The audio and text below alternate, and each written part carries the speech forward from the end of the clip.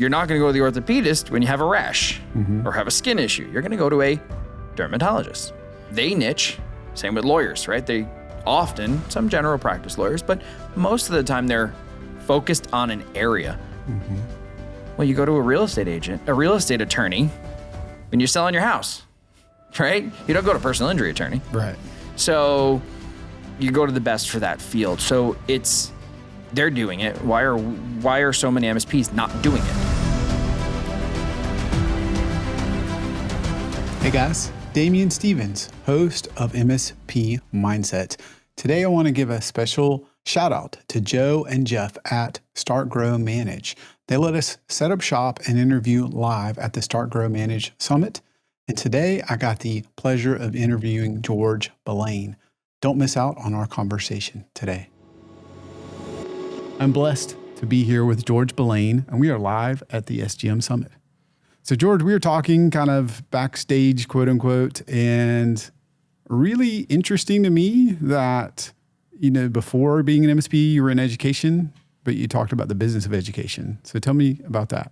Yeah. So, off mic, what I said to you was a little bit about I'm a business guy. I mean, you starting as a business guy, that it could be any business, but, I had a former professional life in education and with a tech focus, but now everybody thinks teacher when you say education. Yeah. So I wasn't a teacher. I did teach a little here and there as helping out with computer science classes and things like that. Cause I was a tech guy, but really got more into operations and, the business aspects of running an institution. So, it's really just the business skills that are super transferable between a nonprofit education or a for-profit MSP or any business. So coming in as a business person first is to an MSP is and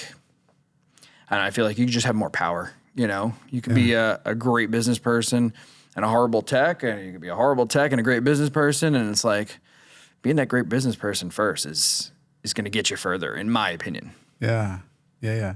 So speaking of that, tell me about what you did during COVID that's a little out of the box there. Yeah. So my MSP for the last few years has been growing. COVID kind of threw a weird something for everybody, right? Sure. So business came to a screeching halt, which was a scary time for everybody. But for me, now halt from activity or halt from like a payments and cash flow perspective? All of the above, right? Wow. So, we have voice over IP phone service and government officials in New York regulated and said, well, you don't have to pay your phone bill. So that's okay. Well, there goes our revenue for phone service. And that kind of became an extended thing. Like people said, well, we're just not going to pay anything. So things kind of came to a halt. Fortunately, I was okay, right? We had revenue coming in. We were able to cover bills from a personal perspective. But I said, I need something to do. So I said, let's, low barrier to entry for me was, getting an insurance license quick, buying a franchise. And for 2 years, I focused on just the business aspect of that business. So it didn't matter what it was, right? Sales, running the business, acquiring other books of business. And in the end, I flipped it after 2.5 years, 25x my initial investment. So it was pretty awesome. And, it's a entrepreneurial feather in my cap, so to speak. Hey guys, today's episode is sponsored by Servosity. I created Servosity because I was an MSP who lost data and had to face my client. I don't want you to ever be in that situation. So what's different about Servosity is that we test your backups maniacally. We test those daily, weekly, monthly, and quarterly. We manage the backups for you. So 80% of your workload is gone and you can focus on your core mission. And all of the storage is both immutable and unlimited. If you'd like to learn more, take a look at servosity.com. Yeah, that's really cool. So I don't know too many people that go from, I want to say from, but you already had your MSP, insurance to MSP. I know folks that sell to insurance agents, maybe they try to understand it. So how did you build that up? How long does it even take to get a license? Like why insurance? Why did you decide to do that? Yeah. So, I'm a learner. So to me, like there's nothing you can't learn. I think that's true for everybody though. If you put your mind to it, you can learn. So, I think I did it in 2 weeks, like just read the book, took the test, and here we go. Right. So I got the license. That was the easy part, right? The hard part becomes the business aspects, the sales, the managing funds and, and growing a business. So, it was really just something that you could do from home during COVID. Well, tell me about that, because I think everybody had different reactions to COVID, and some of them is the world is ending, and some of them is I'm just going to have a lot more free time. But how did you build a business? Because for so many MSPs and for so many of us, the way you build business is you go and meet people, or you speak in front of people, or you have a physical meeting. So how did you build an entirely new business, especially insurance? Because I think most people associate that with being in person, being local. Sure. I think no matter what business, you have to build relationships. And in everything I've ever done, it's always been about building relationships. If you build those relationships with people and you can connect somehow, people do business with those they like, know, and trust, right? It's known fact, but being able to build those relationships is the skill. So to me, build relationships, right? I came out of the box and decided our sales plan and who we're prospecting and how we're going to get business, and built relationships with those referral partners. And it's no different as an MSP, right? You're going to get business from potential referral partners. You're going to do drop-ins and you're going to make phone calls. And the hardest thing to do over the phone, actually, in my opinion, is to connect with somebody. Yes. Because you don't have that in person, face-to-face. So we did it. Everybody was doing it via phone. So I think that helped a little bit because it just became the short-term norm. Yeah. But, I walk into somebody's office for a sales meeting. I got to connect with them. I got 15 seconds, right? And they're going to say, I have trust or I don't have trust, right? You could build it, but you want to be the horse out of the gate, right? Yeah. So I have a little skill, I'm going to call it, where I quickly glance and I could see, all right, they got this thing on their desk that I can real quick get to that topic at some point. Yankee fan, right? They got a little Yankee bobblehead on their desk. I'm going to touch the Yankees at some point in the next few minutes, and they just feel like, oh, okay, we have something in common, and there's all the aspects of relationships. So that's you just build relationships, figure out how to do that. And there's a lot of science on it, but just be human, right? And just build relationships. It's like I could probably every answer I'm going to come back to build relationships. Yeah. Unpack that more, because especially during COVID, like there's a lot of fear, there's a lot of other things going on. And like you said, when you can be face-to-face, I love being face-to-face right now with you. Sure. This is way better. Most of my interviews are not. So this is really cool. But how did you do that over phone? Because most of us, that have been in SVs are paralyzed by that. We're sitting there going like, I talked to so many folks that were like, well, our existing business may be boomed because of the short-term, work from home, right. VPN stuff, what have you. But what do I do? So how did you build a business? Yeah, I think, there's different types of phone conversations, right? There's a cold call, which most people don't like. Sure. For whatever reason, right? You mean the person making it, the person receiving it, or yes? All of the above, right? and nobody likes, a lot of people, and there are people that love it, but a lot of people don't like cold calls and they don't like making or receiving them. But I try to do more warm-ups first, right? So before we get on the phone, you're going to know of me, know about me. Cold to meeting in every business, is the hardest thing. Yeah. So I like to use the tools, right? Use social media, use LinkedIn, Instagram, wherever that potential prospect or potential client is, warm them up. If they know my name, have seen me before, now I talk to them, it's no longer a cold call, and if you get that in your own head as a salesperson to build that relationship with that person, it takes a lot of the fear out. So pay for the LinkedIn subscription so you could see when somebody looks at your LinkedIn page. Yeah. I can't tell you how many times I see somebody looked at my page that day or almost right away. I call them and I say, hey, saw you were checking out my LinkedIn page. What can I do for you? Yeah. It's not cold. They were checking me out first, so you can get out of your own head a little bit. Mm-hmm. So that's the warming them up, right? So so leading to that relationship now, they already know who I was. So now just be a human and connect with them, and have a personality and smile when you're talking, even on the phone. Yep. That changes the tone of your voice, It does. So circle back, relationships. Yeah. Well, your business, and you said business first, and that's awesome. But most MSPs I talk to are technicians. They're techs first. And then maybe they're evolving, and maybe they've evolved, but it seems like a gift of yours. So give me a little more. How'd you warm them up on LinkedIn? So warming up on LinkedIn, there are tools, right? You can use some tools out there.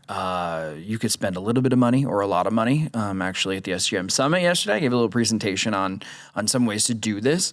There are some products that are done for you, and there's some that you pay $20 a month, you have access, and do it yourself. You build your little campaign. But there's some data that says you got to have like 7 interactions before you really get somebody's attention if they're cold. So we build out a campaign via a LinkedIn prospecting tool that would be multiple steps in the process where you follow their page. There's one. You like something. You comment on something. You now add them as a connection. All of a sudden, we're at 4. After they connect, you send them hey, great to connect. No pressure, right? We're not selling. Yeah. And then you go, hey, we're in the same industry. We'd love to see if there's some way we can collaborate. Look at that. All of a sudden, I'm at 7. Yeah. Do you have 15 minutes for a call? I'd love to chat and connect with you. Yeah. They've seen me. I'm consistent. My messaging isn't salesy. And here we are. Yeah. Now they're open to a conversation. It's no longer a cold conversation, They were open. They set a meeting with me. Yeah. So that is like the warm-up process, and it works. If you're targeted as well to a niche or to your client, they're going to be even more interested, and your response rate and your conversation rate goes way up. I love that. I want to come back to that, the niche part, but I love the warm up, and I love, if you guys were listening closely, it wasn't, I found you and I sent a LinkedIn connection and tried to go from 0 to connect with me. Now sign on the contract, dotted line, because I want your business. I want your money. Exactly. And then why are the few people that even put a note in and a connection request already pitching? Right. Well, who's going Delete. to, right, exactly. Right. And so we all get too many messages. That's like going to the bar and asking that girl you just met to marry me. Yes, exactly. You might find some, but it's not the customer you want. It's definitely not the girl you want. Yeah. Yeah. So I love how you broke down the outreach process to 7 steps. Really, really good. Now, tell me about niching part, right? We're at SGM. Yeah. And if everybody listening, like you've got a niche, you got to listen. So what kind of differences have you tried with it before you were niched? Have you seen any, can you draw any corollaries? Yeah. So almost every MSP starts out agnostic, where they'll take anybody with a computer and a heartbeat, right? Yeah. Anybody's checked the clears. Right. Anybody's checked the clears, has a little bit of money and wants you to do something for them. Yeah. So you have no choice, right? You have to start there. It's a little harder to generate business and operate, right? You got to pay your bills, right? That's why we're all here. So it's hard to come out and not take customers, right? Still guilty of it. I get a referral. I'm going to take that customer, even if it's not the focused niche that I'm in, for a couple of reasons, right? It's a referral. You have prior relationships, and a referral's a pretty much done deal, right? It's a very high close ratio. Yeah. So I am very agnostic. I have customers in every industry. As a business guy, I understand all of their industries. So I can speak to, the attorney and their billable hours and how they want this printing model because they can track the cost per page and apply it to the bills for for their clients and whatever it might be. However, since I've niched and I've gotten really into focusing on dermatology practices specifically, in the conversations I've had with dermatologists, because we're speaking their language, we know their products, we know the tools they use, we know the software they use. It's gotten easier for us, right? So from a business perspective, scale is a lot easier and support is a lot easier and quicker for that end customer. The perspective from the dermatology practices and the dermatologists and office managers is that you are the gold standard for dermatology practices. Why would a practice not want the gold standard? Why would a business not want the gold standard for their business? Right. And I think of, you hurt yourself. You're going to go to a doctor. Well, you're not going to go to a allergist when you hurt your knee. Right? You're going to go to the orthopedic surgeon. Makes sense. You're not going to go to the orthopedist when you have a rash or have a skin issue. You're going to go to a dermatologist, right? So they niche. Same with lawyers, right? They often, some general practice lawyers, but most of the time they're focused on an area. Well, you go to a real estate agent, a real estate attorney when you're selling your house, right? You don't go to a personal injury attorney. Right. So you go to the best for that field. So they're doing it. Why are so many MSPs not doing it? Yeah. That's a good question. It's because it's because you just want to take whoever wants to work with you. Right. But now your cost and your overhead of support, it goes way, like it works in the short term. But when you start to hit around 600, 700,000 in MRR, it doesn't work anymore. I love that. It starts to not work. The math. Yeah. You need more, you can't operate efficiently. So I love that. Now, if you're listening, if you're above that, you need to be making some changes.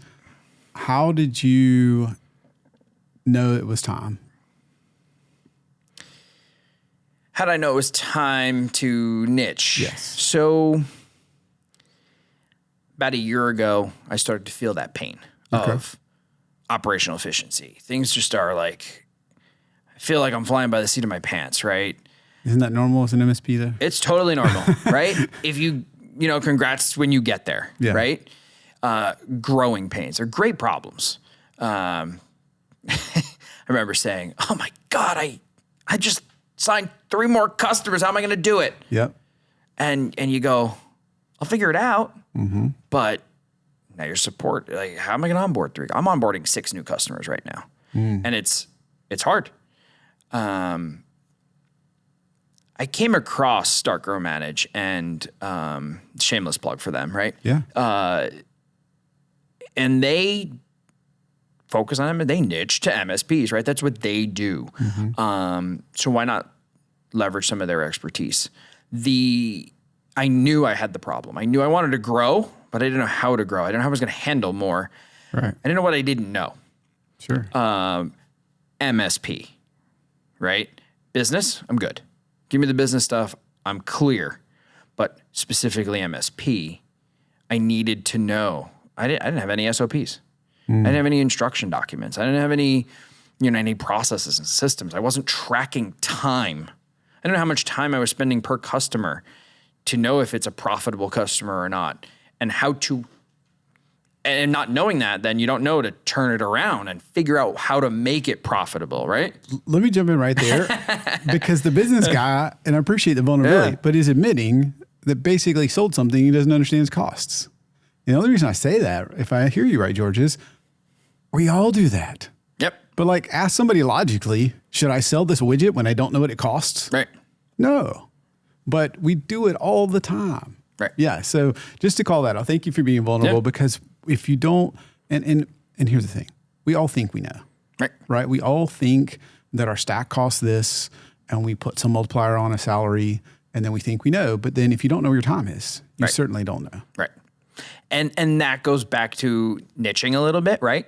Because certain industries are going to be, I don't want to use the word needy, but certain industries have a higher support threshold where they just need more love from their MSP. And that price is higher for a reason. As it should be. As it should be, right? So when you niche, you know exactly an average amount of time you're going to spend per customer. And you can build your product, right? It's not a service, it's a product. What you provide to the customer is a product. And you can very easily do a product design and know, I'm going to spend X amount of time, that costs me X dollars.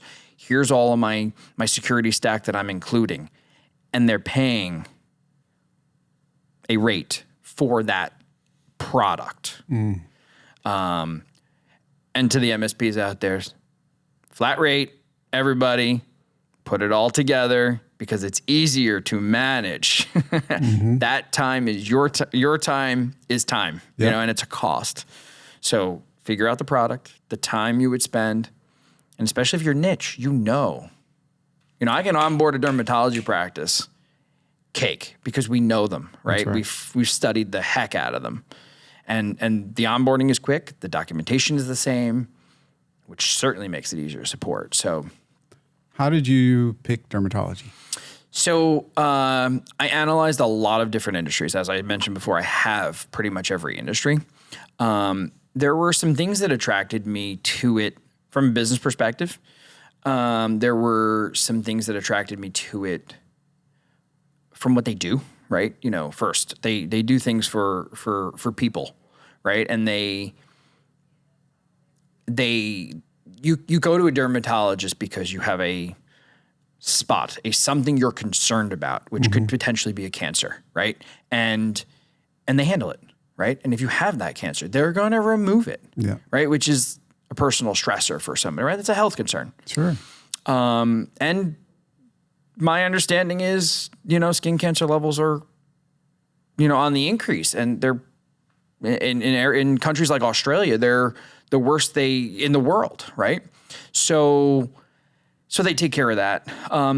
Some people also go to dermatologists because they want to change how they look and how they feel about themselves. And if somebody feels good in their own skin, pardon the pun, but that makes the person feel good about themselves. So I think that's awesome. From a business perspective, I like what the insurance companies are paying out, and listen, there's a cash business as part of a dermatology practice. Won't go down that rabbit hole too much, but sure. but it's the reality, right? We don't want to work with a customer that doesn't have money coming in to afford our services, right? That's right. I would say most MSPs I've worked with that dabble, for example, in nonprofit, they don't know what to do. They're not specialists, and most nonprofits don't have much ability to pay, and so then they complain about it. And so, do your homework, figure out who you're willing to serve. And we have some nonprofits. I'm going to tell you, we have some huge nonprofits. Some of them have a lot of money, but they know really well how to make sure they're spending it very, very cautiously. So, you can build a great business with nonprofits. Right. But if that's your niche, then you can be profitable and you can design your product to match that niche appropriately. Yeah. It's a whole different suite of options. There's Microsoft nonprofit licensing, and it's another niche. Yeah. So you can be profitable in nonprofits. I'm not saying you got to go and work with hedge funds to be profitable, right? That's a whole different niche. Yeah. They all work, but you have to know your customer inside and out. What is the response rate difference you've seen when you were not niched versus niched? Response rate from your outreach and your closing, that. Yeah. So response rate is so much better when you're niche. Spray and pray doesn't really work, in my opinion. If you go by percentages, it's super low to spray and pray and get responses. When you reach out to a dermatologist and it says on your website, "Hey, dermatologists, spend more time with patients, improve your processes, and grow your practice." If I was a dermatologist, I'd respond. Yeah. Right? And my LinkedIn says, helping dermatologists spend more time, grow their practice. Why wouldn't you respond? Yeah. Like if somebody said to me, Stark Grow Manager reached out to me, right? hey, we help you grow your MSP and operate better, blah, blah, blah. Well, I responded because they're speaking to me, right? They know my problem. So, and I know the problems the dermatologists have. Right. So the response rate is so much better when you're niche. That's awesome. Well, I could ask you questions all day, but I can't because we are live at SGM Summit. So I want to let you get back to it. George, for everybody that's listening, how can they get a hold of you, connect with you? Absolutely. Yeah. I mean, visit us online at biztechpro.net. I'm sure there will be a link somewhere down in the comments, right? Yeah. That's right. Yeah. Send us a message. We're happy to have a conversation. Anybody needs help. I'm no expert, but we've got some experience and happy to share ideas and collaborate with anybody that wants to. Awesome. What about LinkedIn? Yeah, LinkedIn. Place. I'm out there. You can find me on LinkedIn, George Ballane, and you can't miss me. I'm that AI generated photo, And if it's talking about dermatologists, that's me. That's you. Thank you for your time today. Thanks so much. And I really appreciate it, George. Absolutely. It's great to talk to you. Thank you. Thank you.